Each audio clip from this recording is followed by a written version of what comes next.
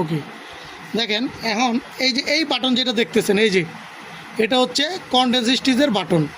এই বাটনটা যখন চাপ দিবেন, দেখেন এইখানে একটা আইকন শো করছে, আরেকটা চাপ দিলে আরেকটা আইকন শো করছে, চেঞ্জ হয়েছে। 3 নাম্বার চাপ দিলে দেখা গেছে এই যে পুরাটাই চলে আসছে। এখন কী ঘটলো, প্রথমে আমি চাপ দিলে এটা হচ্ছে ফার্স্টের কনডেন্স স্টিচের আইকন, আরেকটা চাপ দিলে এটা হচ্ছে লাস্টের কনডেন্স স্টিচের আইকন, দেন 3 নাম্বার চাপ দিলে ফার্স্টে এবং লাস্টে 2 মাথায় কনডেন্স হবে। এটা হচ্ছে স্টার্ট করার নিয়ম। কিন্তু এটা সেট করবেন কিভাবে? এটা সেট করতে হলে এই বাটনটারে চাপ দিয়ে ধরে রাখতে হবে কিছুক্ষণ। দেখেন চাপ দিয়ে ধরে রাখলেই F1 চলে আসছে। F1 হচ্ছে ফার্স্টের কনডেন্স স্টিচ।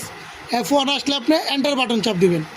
এখন কি আসছে দেখেন, এটা হচ্ছে নাম্বার অফ স্টিচ, আপনি কটা স্টিচ কনডেন্স দিবেন।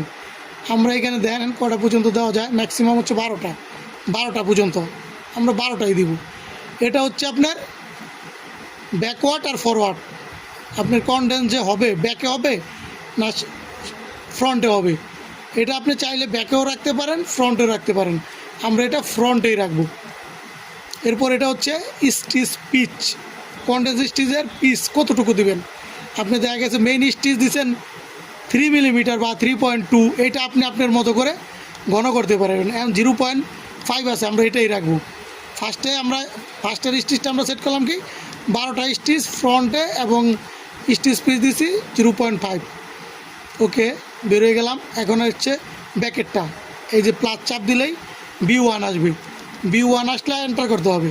সেম আপনি যে এখানে দেখেন, এখানে আপনি সেট করবেন কত স্টিচ দিবেন। ম্যাক্সিমাম 12টা, আমরা 12টাই দিলাম। এটার আমরা লাগাবো না, এটা হচ্ছে ফ্রন্টে আছে, ফ্রন্টেই থাকবে। আর এটার SPI হচ্ছে আপনার 0.5ই থাকবে। দেন আমরা সুইং করে দেখি। অবশ্যই এই আইকন এইভাবে থাকতে হবে।